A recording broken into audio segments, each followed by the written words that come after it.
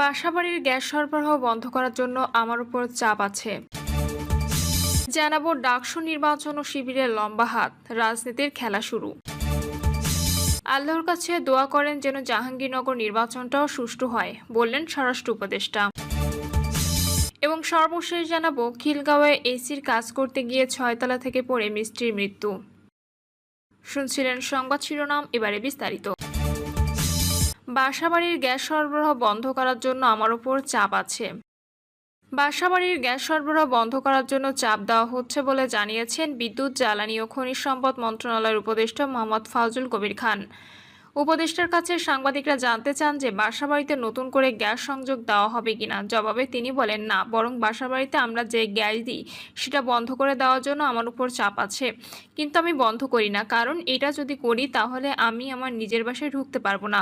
তবে কোথা থেকে বা কী ধরনের চাপ আছে সে বিষয়ে কিছু জানাননি উপদেষ্টা। এক পর্যায়ে সাংবাদিকরা উপদেষ্টার কাছে জানতে চান যে অনেক এলএনজি আমদানি হচ্ছে, সামনে গ্যাসের দাম বাড়বে কিনা। জবাবে ফাউজুল কবির বলেন, দাম এখন বাড়বে না। আগে সরকারি সিদ্ধান্ত ছিল প্রতি 2-1 মাস অন্তর অন্তর গ্যাস ও বিদ্যুতের দাম বাড়বে। আমাদের 1 বছর কয় মাস হয়ে গেল, আমরা কিন্তু এখনো বিদ্যুতের দামও বাড়াইনি, গ্যাসের দামও বাড়াইনি। ডাকসু নির্বাচন ও শিবিরে লম্বা হাত, রাজনীতির খেলা শুরু। কারো পছন্দ হোক বা না হোক, 9 সেপ্টেম্বর সেকেন্ড পার্লামেন্ট খ্যাত ঢাকা বিশ্ববিদ্যালয় ছাত্র সংসদ নির্বাচনে ইসলামী ছাত্র শিবিরের ভূমিধস বিজয়ে প্রমাণ হয়েছে শিক্ষাঙ্গনের শিবিরের হাত অনেক লম্বা। আরও প্রমাণিত হয়েছে শিক্ষা মন্ত্রণালয় ও পাবলিক বিশ্ববিদ্যালয়গুলোর রন্ধ্রে রন্ধ্রে রয়েছে ইসলামী ছাত্র শিবিরের পিতৃ সংগঠন জামাতের নিরঙ্কুশ নিয়ন্ত্রণ। তাই নীতি বা কৌশল অথবা অপকৌশল সব দিকের সংমিশ্রণের ফলাফল হলো ডাকসু নির্বাচনে শিবিরের নিরঙ্কুশ বিজয়, যে ফলাফলে সাধারণভাবে পর্যবেক্ষকরাও বিস্মিত, হতভম্ব বা হতচকিত হয়ে পড়েছে। এখন চলছে বিচার বিশ্লেষণ, কেন ছাত্রদল হারল, এই হারের প্রভাব কি আগামী জাতীয় সংসদ নির্বাচনে পড়বে, নাকি অতীতে জাসদ বাসদের ডাক সাইডে নেতা আখতারুজ্জামান বা মাহমুদুর রহমান মান্নার বিজয়ের মতো জাতীয় রাজনীতিতে গুরুত্ব বহন করবে না। উপরোক্ত বিচার্য বিষয়ের আলোকে নির্বাচনী ফলাফলে প্রথমেই যে বিষয়টি সামনে চলে আসে সেটা হলো ঢাকা বিশ্ববিদ্যালয়ের ভিসি সহ নিয়ন্ত্রক প্রতিটি চেয়ার, ছাত্রছাত্রী হলে, ক্যান্টিনে শিবিরের অদৃশ্য লম্বা হাতের নিয়ন্ত্রণ। শিবির এই নিয়ন্ত্রণের কাজটা শুরু করে 1/11 এবং তৎপরবর্তী আওয়ামী শাসনামলে। 1/11 এর 2 বছরের সম্পূর্ণ অনুকূল পরিবেশে ছাত্রছাত্রী হলগুলোতে দাওয়াতি কার্যক্রম জোরদার করে হলে হলে শিবিরের পূর্ণ নিয়ন্ত্রণ প্রতিষ্ঠা করে। পরবর্তীতে আওয়ামী লীগের ফ্যাসিস্ট শাসনকালে যখন ছাত্রলীগের রাজত্ব প্রতিষ্ঠা হয়, তখন শিবিরের কিছু সমর্থক বা জনশক্তি ছাত্রলীগের সাথে মিলেমিশে একাকার হয়ে যায়। শিবিরের এই গুপ্ত রূপ আত্মরক্ষা বা টিকে থাকার জন্য অথবা নিরাপদে লেখাপড়া চালিয়ে যাওয়ার জন্যই করতে হয়েছে। শিবিরের এই অনুপ্রবেশ ছাত্রলীগ নেতৃত্ব যে একেবারে বোঝেনি তা হয়তো নয়, বুঝেও তাদের চুপ করে থাকতে হয়েছে জাতীয়তাবাদী ছাত্রদলকে প্রতিহত করার স্বার্থে লোকবলের প্রয়োজনে। এটা রাজনীতি ও রণকৌশলের পার্ট। এই পার্টে শিবির সফলভাবে অভিনয় করেছে। ফ্যাসিস্ট শাসনের সময় ঢাকা বিশ্ববিদ্যালয় সহ বিভিন্ন শিক্ষা প্রতিষ্ঠানের ছাত্রীদের অনেকেই ছাত্রলীগের কবল থেকে বাঁচতে বামফ্রন্ট ভিত্তিক ছাত্র সংগঠনের সাথে যুক্ত হয়েছে। এইসব নেগেটিভ বিষয়ের বাইরে একটা ছাত্র সংগঠনের গঠন, বিকাশ ও প্রসারের জন্য যে উপাদানগুলো দরকার তার কিন্তু সবই আছে শিবির বা শিবির সংক্রান্ত নেটওয়ার্কে।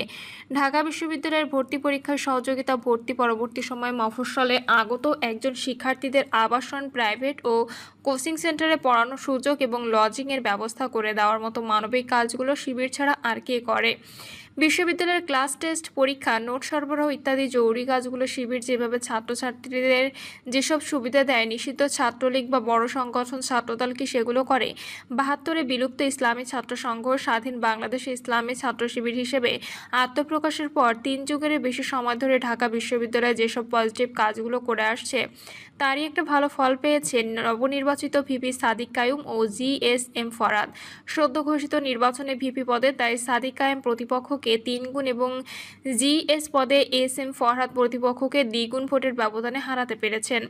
বিদ্যমান উপরোক্ত বাস্তবতা ছাড়াও 90% মুসলমানের দেশে ছাত্রদের নামাজি হিসেবে গড়ে তোলা এবং ছাত্রীদের হিজাবের পক্ষে ধারাবাহিক সংগ্রাম ও চেষ্টা অন্যদের তুলনায় আলাদা হিসেবে পরিচিতি দিয়েছে শিবিরকে।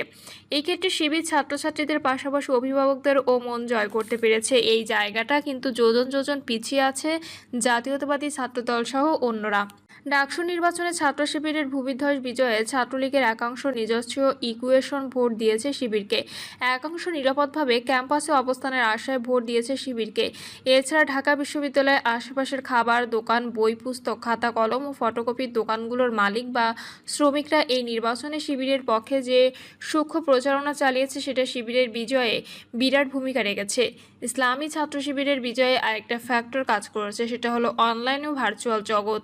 পিনাকি ভট্টাচার্য, ইলিয়াস হোসেন, কনক সারোয়ার, মিনা ফারাহা, প্রিসিলা, বনি আমিন প্রমুখ বর্তমানে জামাত ও শিবিরকে আনকন্ডিশনাল সাপোর্ট দিয়েছে। এর বাইরে অন্তত 50,000-এর বেশি অনলাইন প্ল্যাটফর্ম শিবিরের পক্ষে এবং বিএনপি ও ছাত্রদলের বিপক্ষে দিনরাত প্রচারণা চালিয়েছে, যার সুফল পেয়েছে শিবির আর কুফল পেয়েছে ছাত্রদল। এছাড়া শিবিরের পক্ষে বিধির মধ্যে থেকেই ভূমিকা পালনের বেলায় ঢাকা বিশ্ববিদ্যালয়ের শিবির সমর্থক শিক্ষক, কর্মকর্তা, কর্মচারী কোনো রাগঢাক না করলেও বিএনপির সমর্থক শিক্ষক অথবা কর্মকর্তা কর্মচারীদের ভূমিকা ছিল সম্পূর্ণ তার বিপরীত। মূলত এসব কারণে শিবিরের ভূমিধ্বস জয় এবং ছাত্রদলের পরাজয়ে আসলে বিস্মিত হওয়ার কিছু নেই। বাস্তবতা হলো 11 থেকে টানা 18 বছর ঢাকা বিশ্ববিদ্যালয় সহ সারা দেশের প্রতিটি শিক্ষা প্রতিষ্ঠানে দল গোছাতেই পারেনি ছাত্রদল। 5ই আগস্টের পরবর্তী সময়ে ছাত্রদল সংগঠন গোছাতে মনোযোগী ছিল এমনটা মনে হয়নি। তারা হয়তো ভেবেছিল বিএনপি আগে ক্ষমতায় আসুক, তখন দেখা যাবে। এর পরিপূর্ণ সুযোগ নিয়েছে ছাত্র শিবির। ছাত্র শিবিরের এই বিজয় কিন্তু ঢাকাতেই সীমাবদ্ধ থাকবে না, অন্যান্য বিশ্ববিদ্যালয় বা কলেজেও এর প্রভাব পড়বে তা নিশ্চিত।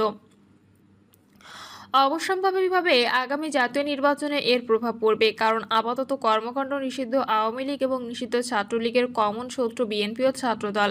আওয়ামী লীগ জানে শত্রু হিসেবে তাদের জন্য বিএনপির চেয়ে জামায়াতই তাদের ভবিষ্যতের জন্য নিরাপদ।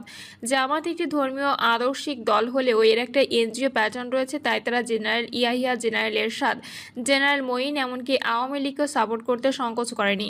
আবার 1991 সাল ও 2001 সালে বিএনপিকে সাপোর্ট দিয়েছে। ধারণা করা হয় 1996 সালে জামায়াত আওয়ামী লীগকে সাপোর্ট দিয়ে আন্দোলন না করলে বা এককভাবে 300 আসনে প্রার্থী না দিলে ওই নির্বাচনে বিএনপি হয়তো এককভাবে ক্ষমতায় যেত, অথবা জামায়াতের সিট সংখ্যা বেড়ে 25টা হতো।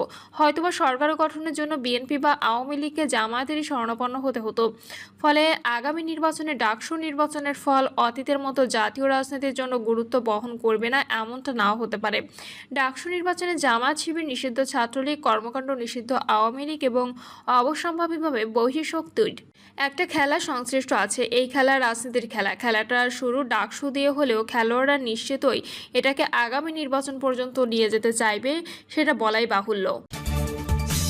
আল্লাহর কাছে দোয়া করেন যেন জাহাঙ্গীরনগরের নির্বাচনটাও সুষ্ঠু হয়, বলছেন স্বরাষ্ট্র উপদেষ্টা।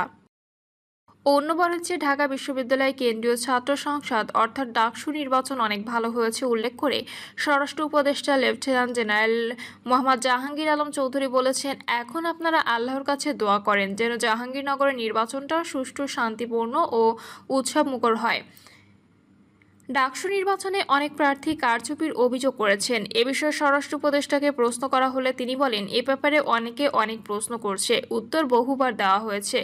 এখন আপনারা আল্লাহর কাছে দোয়া করেন জাহাঙ্গীরনগরের নির্বাচনটাও যেন সুষ্ঠু, শান্তিপূর্ণ, উৎসবমুখর হয়। আসন্ন জাতীয় সংসদ নির্বাচন উপলক্ষে আইনশৃঙ্খলা বাহিনী কি ভূমিকা থাকবে জানতে চাইলে তিনি বলেন, গত পরশু ডাকসু নির্বাচন দেখলেন, অন্যবারের চেয়ে অনেক ভালো নির্বাচন হয়েছে। আইনশৃঙ্খলা ভালোভাবে চলছে। আগে হয়তো একটু খারাপ ছিল আইন শৃঙ্খলা পরিস্থিতি, তবে এখন ভালো আছে।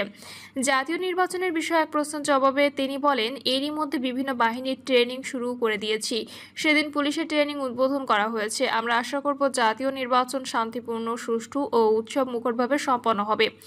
জাতীয় নির্বাচনে বিপুল সংখ্যক ফোর্স থাকবে উল্লেখ করে স্বরাষ্ট্র উপদেষ্টা বলেন, 80,000 সেনাবাহিনী, নৌবাহিনী, বিমান বাহিনী, বিজিবি, র্যাব, আনসার ও পুলিশ বাহিনী থাকবে। পাসপোর্ট অফিসে পরিদর্শনের কারণ জানতে চাওয়া হলে জাহাঙ্গীর আলম চৌধুরী বলেন, পাসপোর্ট করতে আগে যে সময় লাগতো এখন তা অনেক কমিয়ে আনা হয়েছে। আরও কমিয়ে আনা যায় কিনা সেই কাজ চলছে। নাগরিক সেবা কেন্দ্র খোলা হয়েছে। আশা করছি নাগরিক সেবা কেন্দ্র থেকে মানুষ পাসপোর্ট পেতে পারেন।